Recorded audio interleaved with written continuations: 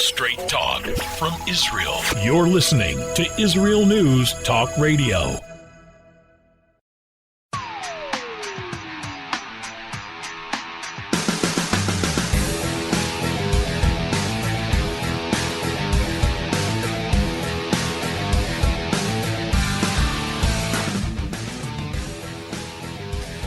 All right, so today we're going to be talking about chaos and confusion on both sides of the pond. What's going on in Israel, of course, with the threat of new elections yet again in November.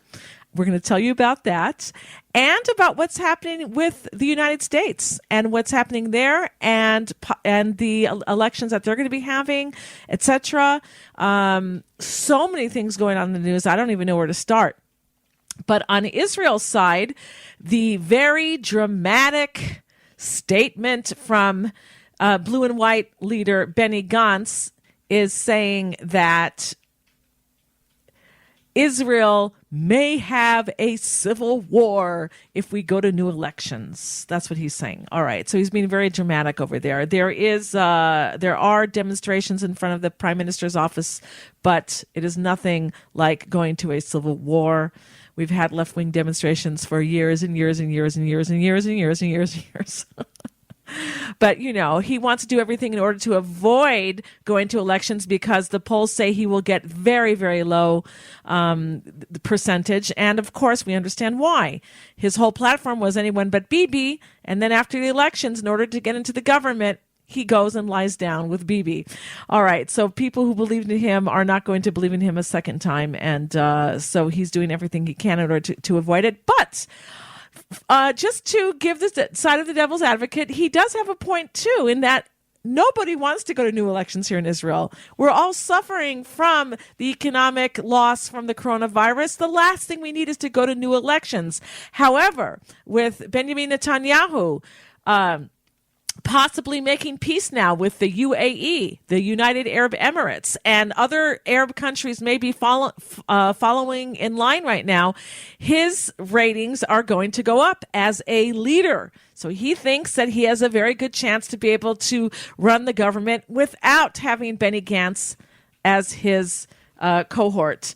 So we're going to be looking at a lot of these things, also what's going on in the United States, and we invite you to call into the show if you have any comments or questions. We are live. If you are listening on this Sunday afternoon here in Israel, 4 to 5 p.m. Holy Time, or if it's between 9 to 10 a.m. U.S. Eastern Time, we are live. You can call in and join us in the chat room. We'll be right back. Always challenging the status quo. Hello, I'm Rod Bryant on Beyond the Matrix here at IsraelNewsTalkRadio.com. I want to encourage you to listen each week, every Wednesday at the same time, for an amazing show that will challenge you, inform you, and inspire. News, views, and wisdom for the nations here on IsraelNewsTalkRadio.com. Don't forget, Beyond the Matrix every week, Wednesday, here on IsraelNewsTalkRadio.com.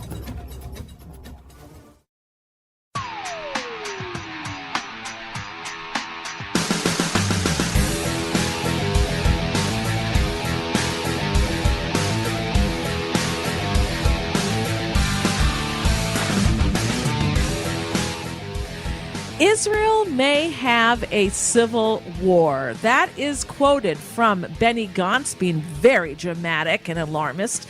He's saying if new elections are held, it'll be because Netanyahu needs it for personal reasons. And this, according to, he's remarking on the agreement for a budget. If Israel does not have a budget approved by Monday, August 24th, the Knesset will be automatically dissolved. So what's going on this side of the ocean with elections? What's going on in the United States on the other side of the ocean with elections? Here to tell us more about this, we have joining us Dr. Mordechai Ben-Menachem. He's a researcher, former lecturer at Ben-Gurion University, and has authored over 70 books and 400 research papers on science, history, and more. Welcome to the show, Dr. Mordechai Ben-Menachem. Thank you. All right. In a past show, you had once called the coalition agreement between the two after the last elections the horrible coalition agreement. And you, as well as countless other people, predicted that this government probably wouldn't last more than a few months. And we're now seeing a possible breakup with a chance of having to go again to new elections this November, possibly. So tell us exactly what's happening right now in the Knesset with the passing of the budget or the non-passage of the budget so far, the coronavirus, the south of Israel being attacked once again with explosive balloons and rocket attacks from the Hamas, and then on the other side of the ocean with the United States. And also talk about, if you can get it in, Israel and the supposed peace agreement we're going to be having now with the United Arab Emirates and other Arab countries that might fall into line now. No, that's a mouthful. Yeah, it sure is. So much news. A lot is happening in the world today, isn't it? Let's start with the issues here inside the country. First of all, we need to understand the technical aspect. The law states that if a budget doesn't pass, the government automatically falls. That's simply the way the law is written as it exists today. In other words, a government cannot claim to be a governing government if they do not have a budget, which is much smarter than the law in the United States. But that's besides the point at the moment. So now there's an effort by a splinter party to put that off for 100 days to give them more time, which may or may not be a good idea. I don't know, and I don't really care about that right now. The point of the matter is that the law is correct. If the government cannot pass a budget, then the government is not functioning as a government. And there's no reason why a non-functioning government should govern. So I'm not certain if putting off the budget is a good idea or a bad idea. I'm not certain if going to elections is a good idea or a bad idea. It's sad. But if the government can't function, that's probably the only recourse that we have. Whose fault would you say it is? Sorry? If the budget is not passed, I mean, Netanyahu is going to blame Gantz, and Gantz is going to blame Netanyahu. Who do you think is to blame? Okay, that doesn't matter. Okay. What? And that's obvious. I mean, that's the way politics works. They will blame each other. That's fine. But who do you think is to blame? Oh, I think it's the. How should I put this? I think it's the. It's sort of like everybody, including you and I. We have a system here. The system is a reasonably good system for a small country with an extraordinarily dynamic democracy. It has its faults, like any other human system does. Clearly, both both parties have somewhat to blame here, but in that sense, in the party sense, in the raw political sense, clearly, without the shadow of a doubt, blue and white is much worse. I don't even know if that word is the right word, worse or better. Is much more to blame than Likud, because from the very beginning, the coalition agreement was a corrupt coalition. You cannot have a party of 15 members that demands 18 seats in the government. That's never happened before for very good reasons. You can't have more ministers than you have elected officials. It doesn't work. So they had to do all sorts of artificial manipulations, including passing special laws in order to allow them to be more corrupt than anybody else has ever been corrupt. Right. So it starts with blue and white. We've already seen that Benny Gantz, as defense minister, is sort of an irrelevancy. He's totally incapable. He wasn't a particularly starred. How do you say Ramatal? Chief of Staff. How do you say it? Chief of Staff. He was okay, no more than okay, but he was certainly not exceptional. And as defense minister, he's been a disaster so far. In terms of political negotiations, he's been a disaster so far. In terms of the elections, he's been a joke. Well, the Hamas certainly is not afraid of him. They're sending over more fire balloons and explosive balloons than ever, and rockets now as well. So they're not Look, deterred. you've heard my opinion about Naftali Bennett. I don't like the man. I don't think he's good for politics. But as a defense minister, he was 100 times more effective than Gantz is so far. And I'm saying this about Tony that I definitely do not care for. I don't have anything particularly against him. I just don't think he's very good. But he's certainly much more effective than Gantz. And clearly, you're right in what you just said. Hamas thought so as well. All right. So what's his name? Lieberman was more effective than Gantz also. So we certainly have examples of people who can do a better job. I hear. All right. So incompetence connected with corruption is just not a good combination for a democracy. It's just a very bad combination of characteristics. All right. So where are we going now in politics then here? Oh, it's impossible to guess. Everything is totally ridiculous right now. There's no way to predict what will happen. If that new law passes that puts it off for 100 days, then maybe we'll have another 100 days of bickering. And remember, when we're talking about a budget, we're talking about a budget for 2020, and we're already in the towards the the end of the third quarter of 2020. So we're talking about a budget which is past tense in any case. Okay, and keep going. Yeah, so the entire argument is sort of a moot argument bordering on the absurd. So there's no way to predict what's going to happen with this thing. Something will happen. What that will be, I have no way of guessing. Okay, what would be the best thing that can happen? I don't even know. Does this my gut feeling tells me that the best thing that can happen right now would be for a war to begin in the South, but that's a horrible thing to say. Because it'll cause the political echelon to get their to get their heads into gear. I mean, they've been acting like idiots, all of them. I mean, but I want you to explain to our listeners why you believe that a war would be the best thing. I don't believe that. I'm saying that's a gut reaction. I don't think that's clearly not a good thing. War is always terrible. Okay. So please don't misunderstand. Okay. I'm certainly not saying. I'm saying my gut reaction would be to say that the only way to solve the political conundrum would be for a war, and war is the worst possible condition that you could possibly think of. So I do not see any simple way out of the political Gordian knot that we've tied ourselves into.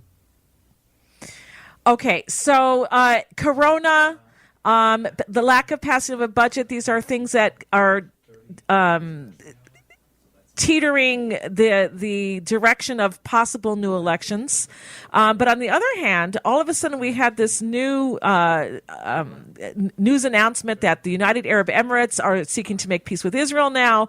And of course, it's at a cost for Israel. We had Netanyahu who had to give up on applying sovereignty in parts of Judea and Samaria. No, that's not true. Be very careful. That's something that a lot of people are saying, and it's absolutely incorrect. What's incorrect? What Netanyahu gave up on was the immediate application of sovereignty to those areas in Judah and Samaria. Okay. Not giving it up at all. Okay. He's made that very clear, and the Americans have as well. Okay. All right. Fair. That's fair. That's fair.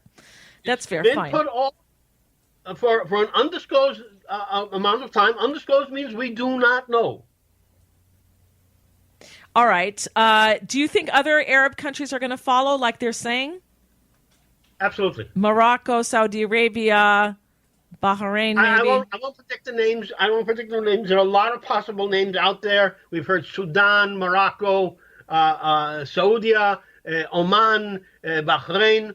Bahrain are the natural ones to go into an agreement, because we've had superb relations with them now for at least a decade, with both of them. Actually, Oman even longer than that. Sudan is another interesting case because we've had horrible relations with them over the table and very complex but interesting relations under the table. But more than that, Sudan is symbolic because that's where the Khartoum conference took place. 30 years ago, where they said no contact whatsoever with Israel under any circumstances. So that's symbolic and it's very interesting. And Sudan needs us more than we need them. Okay, hold that thought. When we get back, we're going to be speaking more about this and also what's going on in the United States with elections. We'll be right back.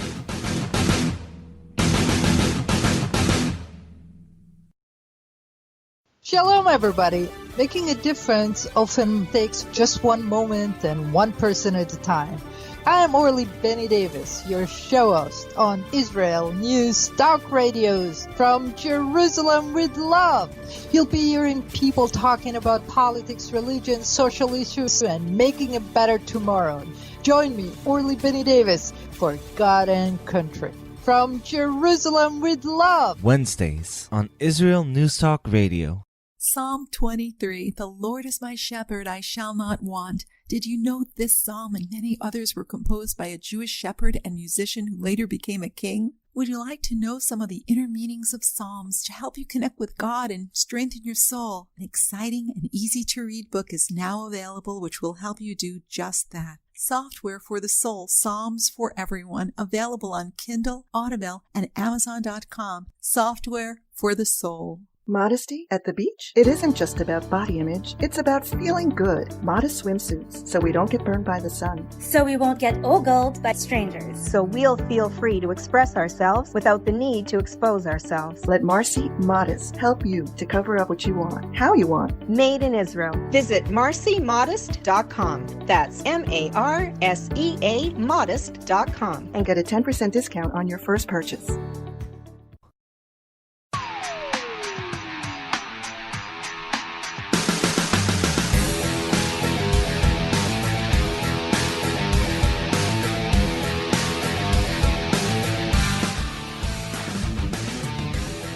All right, we're back on the Tamar Yonah show here on IsraelNewsTalkRadio.com, and our guest is Dr. Mordechai Ben-Menachem. And in the last segment, we were talking about the influence of a peace with the UAE, the United Arab Emirates, and other Arab nations that people are saying are going to fall into line in wanting to have peace with Israel and open up relations, etc. So, How much of an influence does this have? What is it going to change if this does indeed happen?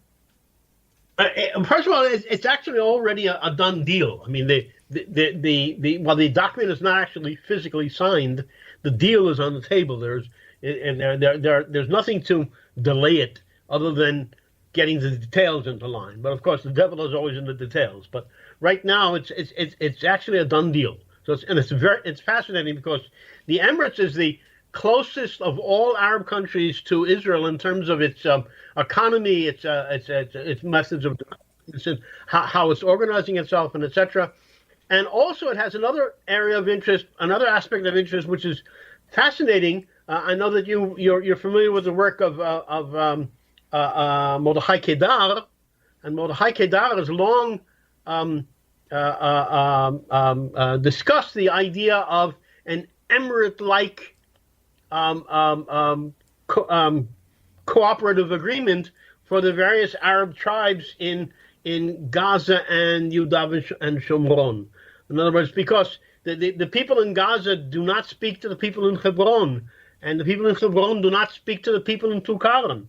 They not only do they not like them, they have different dialects. It's very difficult for them to even understand one another.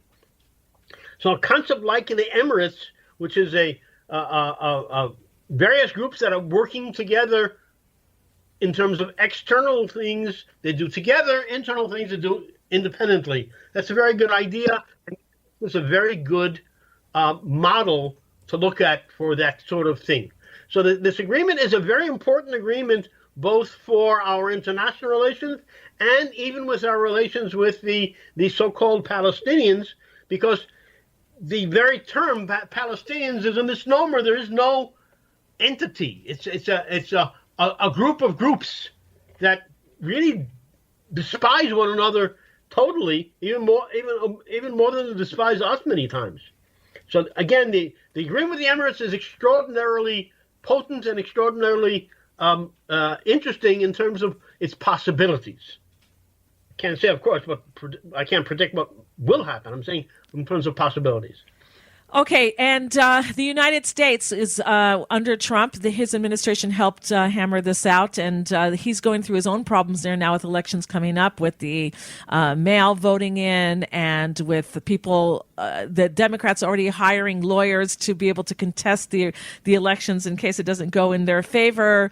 A lot of things happening. What do you have to say about that?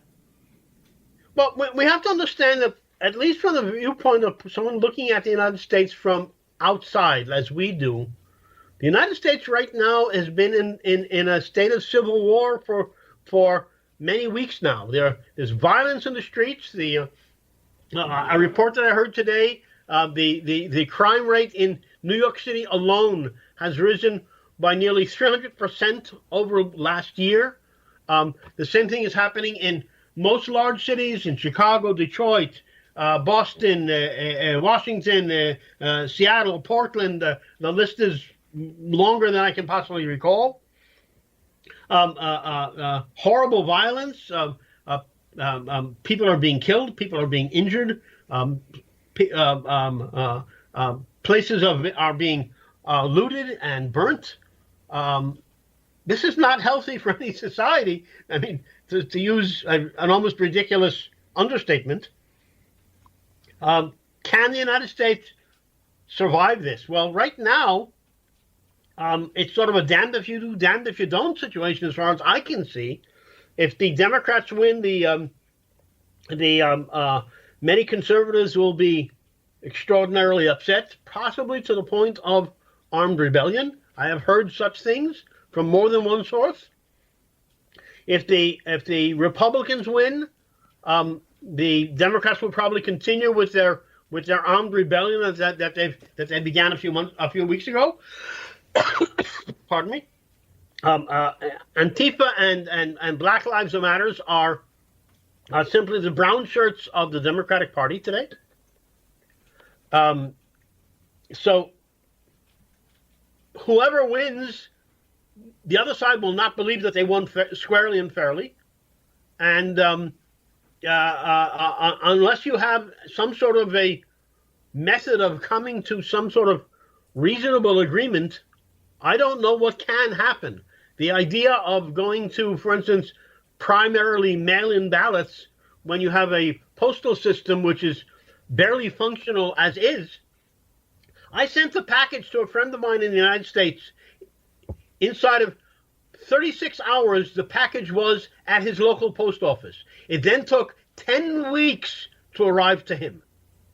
That's the state of the American postal system. It's not so foreign to Israel either, by the way. That's no postal service in the world is healthy because postal services were designed for physical mail, and the vast majority of mail today is electronic.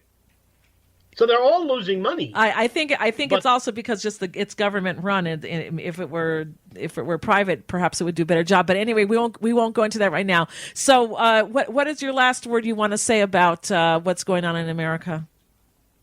I'm extraordinarily pessimistic about America, and it pains me deeply to have to say that. I've said this before. I like America. I admire America. I think America is a fantastic country that has done a tremendous amount of good in the world, and it can continue to do a tremendous amount of good in the world. And I think what you said a few moments ago, that they brokered this agreement with the Emirates is an example of them at their best. What's better than creating peace in the world between neighbors? I mean, you can't get much better than that. They brokered the agreement between us and Egypt. They brokered the agreement between us and Jordan. Even though those agreements didn't work out as well as we hoped, but the Americans did that. They made the effort. America has done things like that for much of its history, not all of its history. Nobody is perfect, but America has been a force for good in the world, and today it is in a state of where it is destroying itself, and that is very sad. Yeah, I just, I'm trying to be hopeful that this is a sign for a new era, that the Arabs are finally getting smart. But, what motivates them is not their love for Israel. What motivates them is their fear of Iran and being swallowed up. And they figure, the enemy of my enemy is my friend. But as soon as Iran would not be a threat to them anymore, I don't know how they're going to be with us. But we'll have to wait and see, I guess. Do you want to say a word? There's no way to predict that, and there's no way, and we really shouldn't try, because you can't know what will happen if we have good relations for 10 years with someone.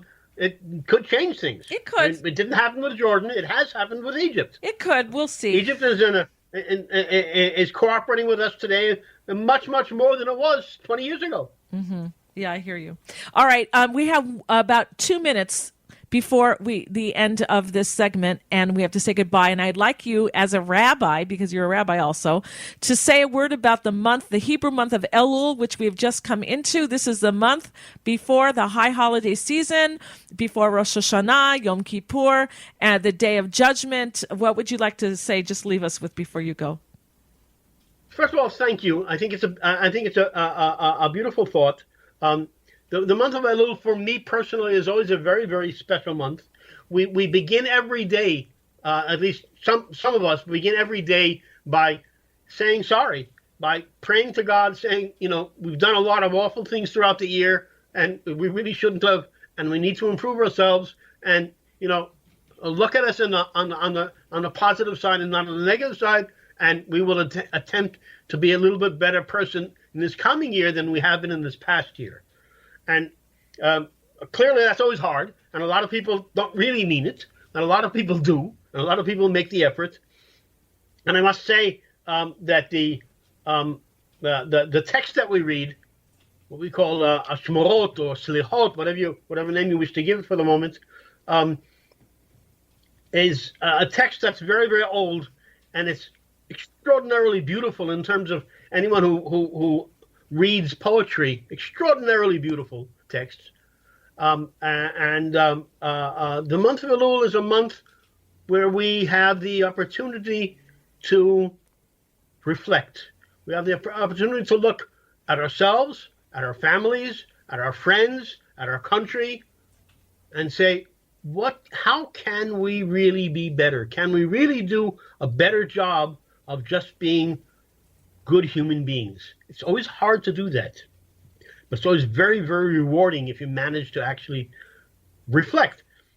Even if you don't come up with a positive action that you can do tomorrow, the reflection itself is already an extraordinarily important and potent thing that you can do. All right. Well, we will concentrate on that. I want to thank you very much for coming on the show and joining us today. So much going on in the news, and we really do need and did need more time to be able to discuss all of these things, but we will have to be within our limitations. Dr. Mordechai Ben-Menachem, thank you for being with us today. Thank you for having me, and don't blame the clock. It's part of our lives. It's part of our lives. This indeed. All right. When we get back, we're going to be speaking with Dr. Martin Sherman. He says that people are missing the point when it comes to the peace with the UAE, saying that their population, 90% of it, are made up of migrants and expatriates. So it's hardly likely to be a measure with enormous strategic significance. Why? Why does he say that? We're going to ask him when we get back.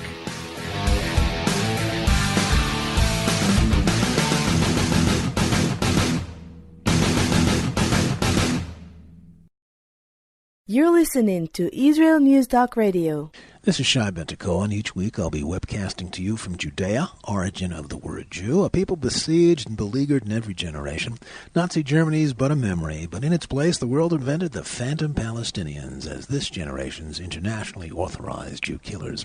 Tune in for a different slant on life in Israel, Phantom Nation, every Monday. Hi, I'm Rabbi David Aaron. The soul basics are the most profound, the most essential, and yet often the most neglected in our education. Join me for Soul Talk on Israel's News Talk Radio and discover the secrets to love, spiritual growth, and personal power.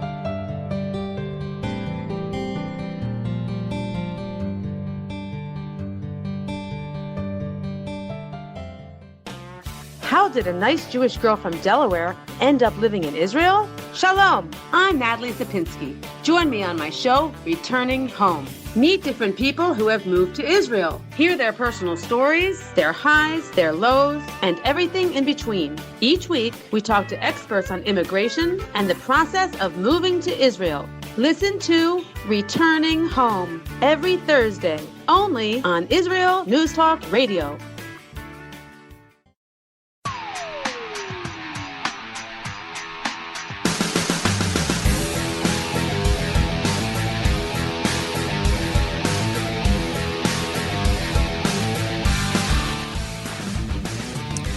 All right, so everyone is all excited about the possibility of peace between the UAE, the United Arab Emirates, and Israel. And there's saying now also that other Arab countries may fall in line right afterwards. And our guest to tell us more about that, we have joining us Dr. Martin Sherman. He is the founder and director of the Israel Institute for Strategic Studies. He's also a columnist and has published on several news media websites around the world. You can find him at martinsherman.org or at strategic-israel.org. Welcome to the show, Dr. Martin Sherman. Thank you for having me. All right. So, a lot of people are getting all excited about, we're going to have peace now with another Arab nation. It's going to be so wonderful. We already have so-called peace with Egypt and with Jordan. Both of those pieces are very cold pieces in that we may have an exchange of embassies and there may be more direct relations, but there's no tourism here. There's no businesses opening up here. It's a very, very cold piece. How do you see what's happening there as compared to what people think is being promised to them with this with the UAE? Well, I think it's nice if you can have it. The question is, what the cost is. Basically, it's not really a peace agreement. It's the normalization of relations, which is basically formalizing the informal relations that already exist. So, I don't think that the payoff in terms of strategic substance will be very great. After all, the UAE is a country with only 1 million citizens and 9 million additional transit workers, migrants or expatriates. From my analysis, the GDP per capita in Israel is just slightly higher than that of the UAE. I'm a bit skeptical about what the substantive payoff is. In the article I wrote out, it's nice if you could use this as a prop in choreographing a bigger drama. And the bigger drama is how this will be perceived as a Trump success, a Trump achievement. Because the real strategic issue on the table for Israel is who wins the elections in November. And if this can then nudge Trump a little bit ahead, then I think that would be its greatest strategic value for Israel. Because, other things being equal, if you weigh up the formalization of relations with the UAE or annexation or sovereignty, it's clear that sovereignty has far greater value than any normalization with the UAE. Now, if all you're doing is giving up sovereignty to get the formalization of relations which are already substantively carrying on, I think that price is much too high to pay. But, down the road, there are a lot of unknowns. Are we really just postponing it and we'll be able to bring it up later? That's one scenario. Unfortunately, the other scenario is that if Trump loses the election, I think that the possibility of sovereignty will be delayed indefinitely. And, looking at it from another point of view, there are a number of aspects which militate in favor of extending sovereignty sooner rather than later. The one is that obviously if Trump doesn't win the elections, then I think it will become purely theoretical. The second is before the elections, Trump needs the very pro-Israel evangelical camp. And after the election, you won't need them. Of course, evangelicals are very pro-sovereignty for Israel, and so this must be an important lever for pushing the U.S. Administration, because a second-term president hasn't really got many pressure points that you can use because he can't be re-elected. Right. So, the point of view from that point of view, the evangelicals are an asset that should be exploited now, sooner rather than later. Right. Good and of point. course, the third question is if it's in the UAE international interest to set up relations with Israel, why should Israel have to pay anything? Because the attraction of Israel is that it's a strong power that can stand up to Iran. But giving up sovereignty and keeping open the option that sovereignty will be transferred, say, to the Palestinian Arabs, makes Israel weaker and therefore less attractive as an ally, which is for stabilization and for resisting the pressure of a Shiite Iran. All right, So, let's go to a caller though. We have Mike from Los Angeles. Hi, caller. What's your name? Where are you calling in from? I'm Mike, California. Okay, what's your question for Dr. Martin Sherman? Actually, I have a comment, and I think the most intelligent strategy means make your enemy involved in struggles and battles all around its borders, from north to south and west to east. But you yourself have peace in your country. I mean, despite the slogan which says, from Nile River to Euphrates will be Israel territory, but now Israel is stuck among several walls in the fear of Hezbollah and Hamas. But Iran is sitting aside, relaxed, and watching Israel is suffering from its own militias coming back to Israel. What do you think about this strategy? What do we think about Iran sitting back and watching things going on? I didn't get you. What you said? I'm asking, did you want him to comment on Iran sitting back and watching what's going on and what we think about that?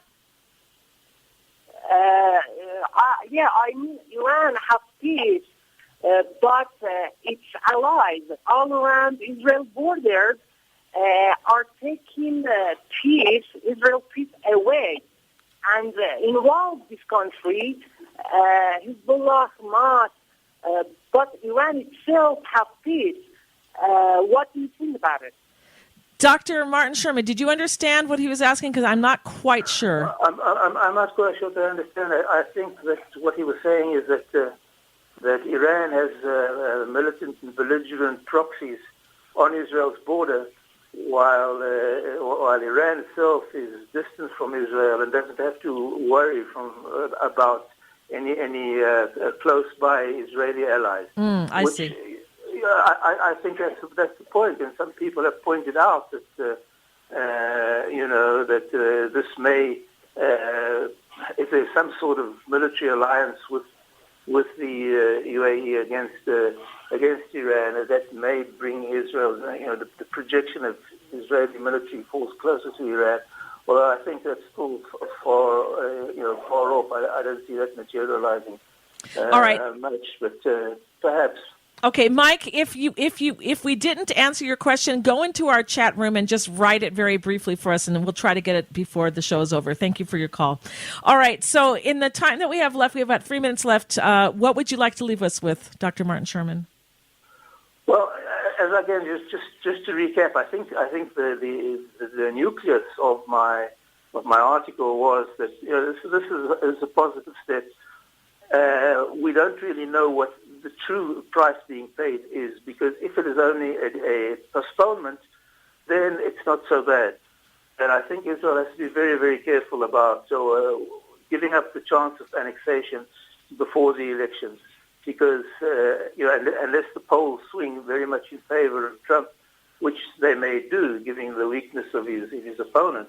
But I think that Israel should consider very, very carefully and very seriously moving up sovereignty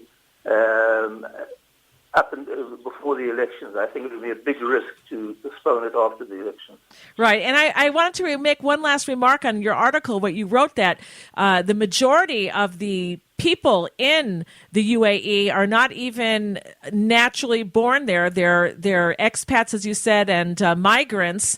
And even though there's relations or peaceful relations perhaps with the governments on the citizen level, it may not be there. I don't know how friendly they're going to be or not. Do you want to make a remark on that? Because this peace is only as strong as the people. We've seen a series of strong dictators fall in the last couple of decades, whether it was Mubarak or whether it was Gaddafi or whether it was almost on the brink with Assad. So you never know. These are a different kind of authoritarian regimes, and they're more or less monolithic from their ethnic makeup. But I think it would be, a big gamble to bet the farm on the continued long-term incumbency. And I don't think that we should risk long-term national interests for peace agreements with them. Israel has managed to do quite well, very much, thank you, without agreements with all these countries. So I think that we should be very, very careful and rigorous about the kind of price that we're going to pay for these peace contracts, especially if, as I say, it's in their interest. Well, if it's in their interest, why should Israel have to pay anything to help them pursue their interests? Interesting point. We'll have to talk more about it another time. I want to thank you very much for coming on the show, Dr. Martin Sherman. Again, you can go to his website at martinsherman.org or at strategic-israel.org. We will post those on the page where the show is podcasted. Thank you for coming on the show, Dr. Martin Sherman. And anybody who wants to read his article can go to Arutz Sheva, israelnationalnews.com, and you can find his article there. And I want to wish you all peace, but in a very, very good and positive way only, and that we shouldn't have to go to new elections, but let's not be a drama queen either about saying Israel's going to go to civil war. I don't think that's going to happen. Well, thank you for being with us.